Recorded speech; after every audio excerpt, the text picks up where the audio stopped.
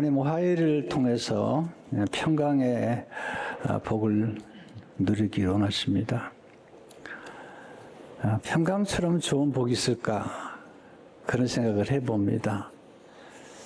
아무리 인생이 힘들어도 마음이 평화로우면 행복이 깃드는 것을 보게 됩니다. 아무리 막 가진 게 많아도 불화하면 참 불행하죠. 화해가 어렵습니다. 화해하면 떠오르는 이야기가 있습니다. 읽어드리겠습니다. 어느 도시에 경쟁 관계에 있던 장사꾼 두 사람이 있었다. 두 사람의 가게는 서로 마주보고 있었다. 이들은 아침에 눈 뜨고 일어나 밤에 잠들 때까지 어떻게 하면 상대방을 망하게 할까 하는 데만 신경을 썼다. 보다 못한 하나님께서 어느 날 천사를 한쪽 상인에게 보내셨다. 두 사람을 화해시키려고 천사는 이런 제안을 하였다. 하나님께서 그대에게 큰 선물을 내릴 것이요, 그대가 재물을 원하면 재물을, 장수를 원하면 장수를, 자녀를 원하면 자녀를 줄 것이요. 단 조건이 하나 있어. 삼사는 잠시 말을 멈춘 다음 말을 계속했다. 그대가 무엇을 원하든 그대의 경쟁자는 2배를 얻게 될 것이요, 그대가 금화 10개를 원하면 그는 금화 20개를 얻게 될 것이요 라고 말하였다. 천사의 말을 들은 상인은 한참 생각하더니 제가 무엇을 바라든지 다 그렇게 이루어진다는 말씀이죠? 하고 물었다. 천사가 그렇다고 하자 상인은 크게 숨을 쉬고는 결심한 듯이 말하였다. 그럼 제 한쪽 눈을 멀게 해주십시오. 상대방이 잘 되는 것을 결코 좋아하지 않는 것이 우리 인생입니다. 화해하면 서로 행복한데 그렇게 살지 못하잖아요. 성경은 이 다투고 싸우는데 배후에 사탄이 있다, 그렇게 말씀하고 있고요. 또 화평하고 화목한 데는 성령이 역사하신다, 하나님 역사하신다고 말씀하고 있죠. 야고보 3장 14절 18절을 보면 그러나 너희 마음속에 독한 시기와 다툼이 있으면 자랑하지 말라. 이러한 지혜는 위로부터 내려온 것이 아니요 귀신의 것이니 시기와 다툼 있는 곳에는 혼란과 모든 악한 일이 있습니다. 오직 위로부터 난 지혜는 첫째 성결하고 다음에 화평하고 관용하고 양순하며 공의와 선한 열매가 가득하고 화평하게 하는 자들은 화평으로 심어 의의 열매를 거두느니라. 야고보서는 사탄에게와 하나님의 지혜를 설명하면서 사탄은 다툼과 시기와 분쟁을 주장하지만 하나님은 화해를 원하신다, 그렇게 말씀하고 있습니다. 왜 화해가 좋을까요? 어떻게 화해할 수 있을까요? 하나님은 어떻게 오늘 화해에 대해서 가르치는 걸까요? 화해의 장애물은 뭘까요? 어떻게 극복할 수 있을까요? 실제로 하나님은 먼저 화해하고 예물을 드리기를 원하십니다. 하나님은 예배를 굉장히 중요하게 생각해요. 그래서 예배하는 사람들에게 하나님께서 복을 주세요. 하나님이 예배하는 자를 찾는다고 말씀하셨어요. 성경에서 하나님이 찾는다는 말씀을 하실 때 그 찾는 대상이 많지 않습니다. 그 중에 하나가 예배하는 자를 찾으신다. 요한복음 4장 23절을 보게 되면 아버지께 참되게 예배하는 자들은 영과 진리로 예배할 때가 오나니 곧 잇따라 아버지께서는 이렇게 예배하는 자들을 찾으시느니라. 예배를 통해서 풍성한 복을 주시죠. 영감도 주시고 깨달음도 주시고 지혜도 주시고 인생에 직면한 문제에 대한 관점도 새롭게 해주시죠. 특별히 예배 가운데 축복은 화해를 생각하게 하시는 거예요. 그게 오늘 23절, 24절의 말씀이죠. 그러면 예물을 제단에 드리려다가 예배 드리러 왔어요. 거기서 내 형제에게 원망 들을 만한 일이 있는 것이 생각나거든 예물을 제단 앞에 두고 먼저 가서 형제 화목하고 그 위에 와서 예물을 드리라. 예배가 참 중요하죠. 왜 중요할까요? 첫째로 예배를 드릴 때 중요한 것을 깨닫는 복을 누리게 하십니다. 오늘 말씀이 그런 말씀이죠. 23절에 예배를 드리러 와서 예물을 드리려다가 형제에게 원망 들을 만한 일이 있는 것이 생각나거든. 자, 형제에게 원망 들을 만한 일이 생각난 것은 언제죠? 예배 드리러 왔다가. 예배 드린 장소에서. 하나님 눈을 열어주시는 거죠. 자, 우리는 내가 받은 상처만 생각하지 내가 다른 사람에게 잘못하거나 다른 사람에게 상처를 준 걸 생각하지 않아요. 내게 내가 원망하도록 만드는 사람 생각하지 내가 잘못해서 누군가의 마음에 원망을 사고 있다는 것을 생각하려고 하지 않아요. 예배를 드리다 보면은 내가 누군가에게 잘못했다. 이게 생각이 나는 거죠. 원망 들을 만한 일은 좋은 일이 아니죠. 원망이란 단어를 보니까 원망할 원내 바랄 망입니다. 이게 무슨 얘기냐면요. 원망이란 어떤 사람이 원한을 품고 미워하는 눈초리로 우리를 바라보는 것입니다. 더 무서운 것은 원망이란 마음속에 상대방에 대한 불만과 나쁜 기대를 품고 바라보면서 불평하는 것입니다. 그러니까 우리가 누군가에게 원망 들을 만한 일을 하게 되면 그 원망 들을 일을 하게 된 우리에게 그 상대가 우리를 바라보면서 망하기를 원하는 거예요. 망하기를 원하는 거죠. 마음에 불만과 불평을 갖고 나쁜 기대를 갖는 거죠. 그것도 멀리 있는 게 아니죠. 형제와 자매, 가장 가까운 데 있는 부부, 가장 가까운 형제들. 우리는 이렇게 생각하잖아요. 뭐 형제 사이에 그러냐고. 성경을 보세요. 아담과 하와 부부간에 싸웠죠. 그 죄 때문에 3장에서 4장만 넘어갔는데 가인이 아벨을 때려 죽입니다. 여러분 이거 그냥 죽인 게 아니라 때려 죽인 겁니다. 이 엄청난 폭력과 엄청난 성냄이 있었던 거잖아요. 형제간입니다.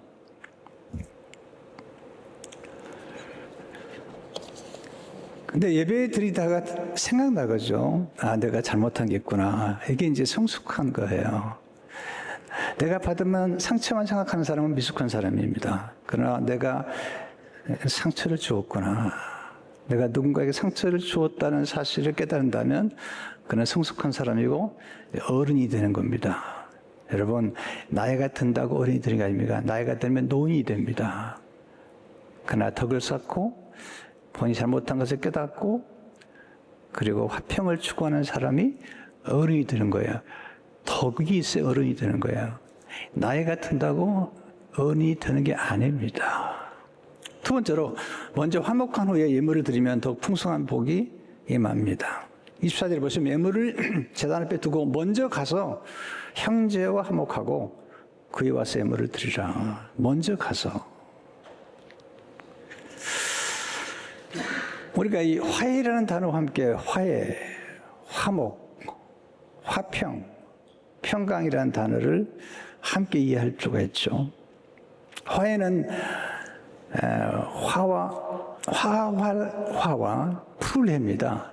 화해란 갈등이나 다툼이 있는 두 사람이 서로 양보하고 문제를 해결하여 다시 화목하게 되는 것입니다. 푸는 거죠.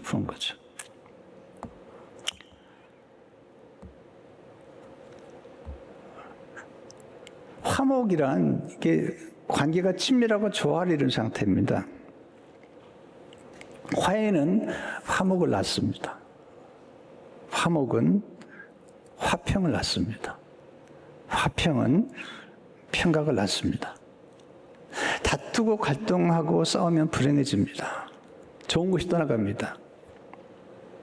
반면에 화해하고 화목하면 좋은 것이 찾아오고 복이 풍성해집니다. 화해하는 것은 하나가 되는 거고요. 연합하는 것이죠. 그때 하나님께서 놀라운 복을 주시는 겁니다. 시편 133편 1절 3절에 보면요. 보라 형제가 연합하여 하나가 되는 거죠. 형제는 가까운 사이를 의미해요. 여러분 우리를 원망하고 우리가 원망 사고 또 상처를 주고받는 건 멀리 있는 사람이 아닌 거죠. 형제가 연합하여 동거함이 어찌 그리 선하고 아름다운 거. 대단한 표현이죠. 선하고 아름다운 거. 머리에 있는 보배로운 기름이 그 당시 기름이 귀했고 기름 받는 게 귀했거든요. 수염 곧 아론의 수염이 흘러서 그 어깨까지 내림 같고 헐모니 이슬이 이스라엘 나라는 이슬이 귀하거든요. 시온의 상들이 내림 같이 같도다. 거기서 여호와께서 복을 명령하신다니 곧 영생이로다. 세 번째, 화해를 위한 희생은 헛된 희생이 아니라 복된 희생입니다. 화해는 쉬운 것이 절대 아닙니다. 뒤틀린 관계를 바로잡는 것은 어려운 것입니다. 고통이 따르죠. 누군가 먼저 손을 내밀어야 돼요. 누군가 먼저 자신의 잘못을 인정해야 됩니다. 때로는 비싼 값을 지불해야 됩니다. 여러분, 동족 간의 전쟁이 가장 무섭습니다. 외부와의 전쟁보다 더 무서운 게 동족 간의 전쟁입니다. 예수님은 화해하시기 위해서 화목제물이 되셨습니다. 피를 흘리셨어요. 십자가에서. 골로새서 1장 20절 22절에 보면 그의 십자가의 피로 화평을 이루사 만물 곧 땅에 있는 것들이나 하늘에 있는 것들이 그로 말미암아 자기와 화목하게 되기를 기뻐하십니다.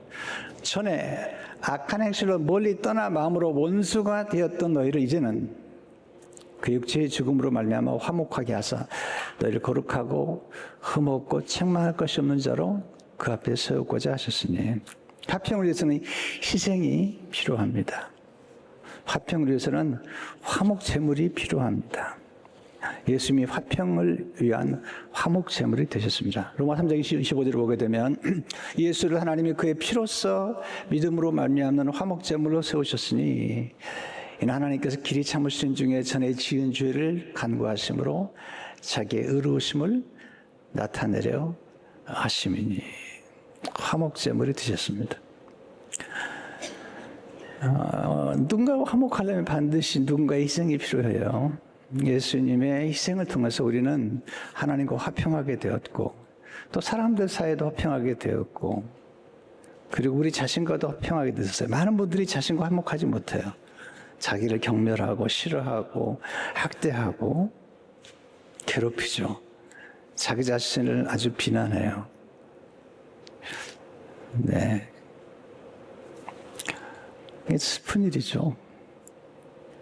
자기도 자기 자신을 좋아하지 않으면서 다른 사람이 자기를 좋아하지 않는다고 그렇게 원망하잖아요. 먼저 자기 자신과 화해하고 자기 자신을 좋아해야지 다른 사람도 좋아하게 되고 또 자기 자신을 좋아해 본 경험 있는 사람만이 다른 사람도 좋아할 수 있는 겁니다. 자기 자신의 잘못을 비판의 눈으로 바라보지 않고 연민의 눈으로 바라볼 수 있는 사람만이 다른 사람의 잘못도 비판 눈으로 보지 않고 연민의 눈으로 바라볼 수 있는 거예요. 관찰은 중요하지만 비판을 위한 관찰이 아니라 이해와 관용과 용서를 위한 그런 관찰이 되어야 됩니다. 희생을 통해서 단절되었던 하나님과 연결되는 복을 받았습니다. 단절은 좋은 게 아닙니다. 단절은 공급이 끊기는 거예요. 축복이란 복의 흐름, 생명의 흐름이 흘러가는 건데 단절되면 공급이 끝나는 거잖아요. 여러분 정말 부유한 부모님이 계신다고 예를 들어서 자녀가 부모와 단절하면 부모가 줄 수 있는 모든 축복과 모든 자원이 단절되는 거죠. 화목해야만이 다시 누릴 수가 있는 거죠. 이것은 꼭 부모와 자녀의 사이뿐만 아니라 우리 가운데 우리에게 풍성한 것을 공급할 수 있는 그런 분과 화목한다면 엄청난 복을 누릴 수가 있는 것입니다. 화평을 통해서 단절되었던 하나님의 복이 다시 흘러넘치게 되었습니다. 또 마음의 평강이 다시 흘러넘치게 되었습니다. 화평을 통해서 화목이 주는 기쁨을 누리게 되었습니다. 인간의 행복은 관계의 화평을 통해 경험하게 됩니다. 두 번째, 하나님 화해 수업을 통해 지혜를 가르쳐 주시죠. 지혜란 분별력입니다. 지혜란 현실을 직시하는 것입니다. 지혜란 미래를 예측하는 것입니다. 지혜란 미래의 문제를 예측하고 대비하는 것입니다. 오늘 예수님은 정말 놀라운 얘기를 해주시는데 고발, 고소, 소송에 대해서 말씀하시는 거예요. 놀라운 지혜를 주시는 거죠. 25절 10절을 보세요. 너를 고발한 자와 함께 길에 있을 때 급히 사와라. 그 고발한 자가 너를 재판관에게 내어주고 재판관이 옥리에게 내어주어 옥에 가둘까 염려하라. 진실로 내게 이르노니 내가 한 푼이라도 남김이 없이 다 갚기 전에는 결코 거기서 감옥에서 나오지 못하리라. 예수님은 고발, 고소, 소송에 대해서 우리에게 지혜를 주시는 것입니다. 예수님 우리 인생을 정확하게 하고 계세요. 추상적인 분이 아니세요. 정확하게 소송의 문제, 법적인 문제를 알고 계신 겁니다. 오늘 말씀 가운데 지혜, 첫째, 급히 화해할 문제는 급히 화해하는 게 지혜입니다. 급히 화해하라는 거예요. 25절 보세요. 너를 고발한 자 함께 길에 있을 때 급히 사와라는 겁니다. 사와란 법으로 처리할 수 있는 문제를 개인끼리 서로 좋게 푸는 거예요. 사와라는 원수였던 사이가 원한을 풀고 서로 화평하게 지낸다는 뜻입니다. 여러분, 제가 법정 소송 때문에 3년을 고생한 사람이에요. 3년을요. 정말 대단한 경험을 한 사람이에요. 예수님도 고소를 당하셨고요. 바울도 고소를 당하셨어요. 근데 예수님께서 말씀하세요. 급히 사와라. 두 번째, 급히 화해할 문제를 미루면 많은 대가를 지불해야 됩니다. 25절 10절을 보게 되면 그 고발한 자가 너를 재판관에게 내어주고 재판관이 옥리에게 내어줘 옥에 가둘까 염려하라. 진실로 내게 이르노니 내가 한 푼이라도 남김이 없이 다 갚기 전에는 결코 거기서 나오지 못하리라. 여러분, 화해할 시기를 놓치면 많은 고통을 받게 됩니다. 화해할 시기를 놓치면 많은 손실을 보게 됩니다. 화해를 위해 치르는 대가는 화해를 하지 않음으로 지불해야 할 대가에 비하면 아무것도 아닙니다. 예수님은 정확한 분이세요. 누가복음 14장 31절 32절을 보세요. 또 어떤 임금이 다른 임금과 싸우러 갈 때 먼저 앉아 1만 명으로서 2만 명을 거느리고는 자를 대적할 수 있을까 헤아리지 않냐겠느냐. 생각해 보라는 거예요. 어떻게 1만 명, 2만 명 이길 수 있겠습니까? 만일 못할 터이면 그 아직 멀리 있을 때, 아직 공격하기 전에 사신을 보내어 화친을 청할지니라. 임금의 책임은 백성의 생명과 재산을 보호하는 데 있는 거예요. 그런데 전쟁터에서 1만 명의 백성을 잃어버리거나 재산을 잃어버린다는 것은 임금이 잘못하는 거죠. 임금이 가서 화친하면 되는데, 머리를 숙이면 되는데, 머리 안 숙이느라고 1만 명의 백성과 그 재산을 잃어버린다면 이건 정말 지도자로 할 일이 아니잖아요. 저는 지도자들은요, 필요한 머리를 숙인다고 생각해요. 필요하다면 무릎까지 꿇어야 돼요. 저는 그렇게 목회해왔어요. 그게 부끄럽다고요? 부끄러워할 생각이 아닙니다. 그렇게 함으로써 직원이 살고, 그렇게 함으로써 교회가 살고, 그렇게 함으로써 나라가 산다면 그렇게 하죠. 근데 안셀린 그리는 더 놀라운 얘기예요.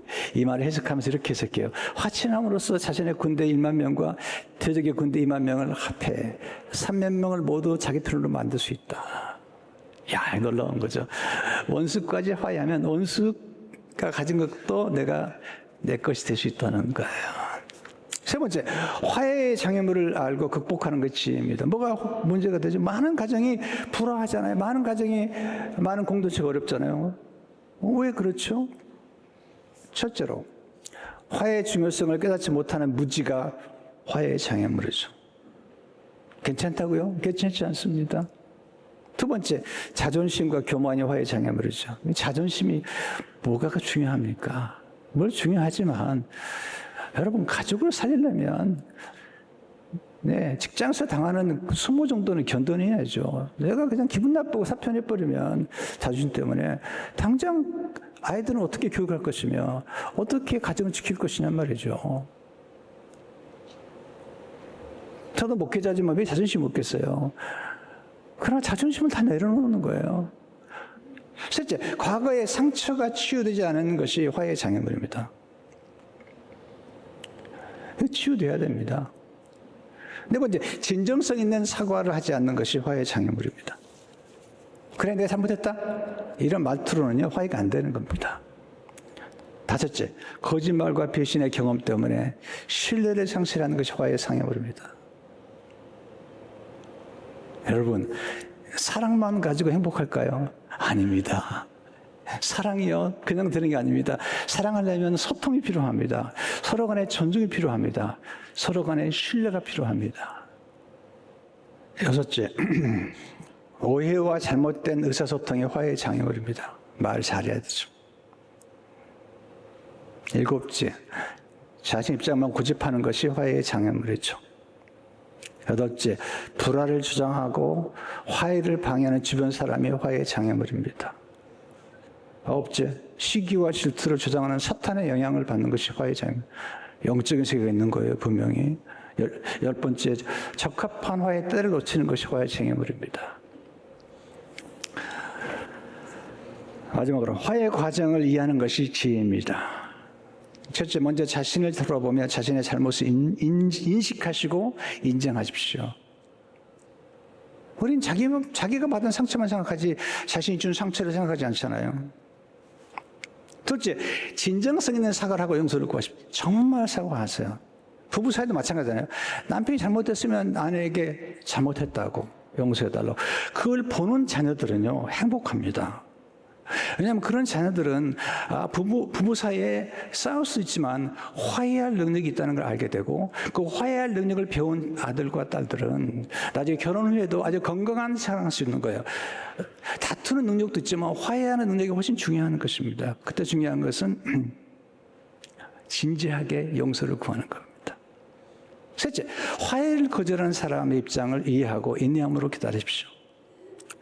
어떤 분은 화해를 거절하세요. 그런데 그 입장을 이해하려고 노력해야 되는데, 왜냐하면 우리가 모든 사람과 화해할 수 없습니다. 로마 10장 10절을 보세요.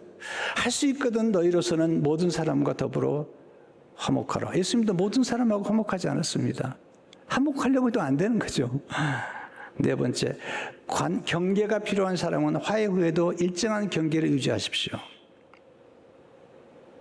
독성적인 사람, 악한 사람도 있고요. 폭력적인 사람도 있습니다.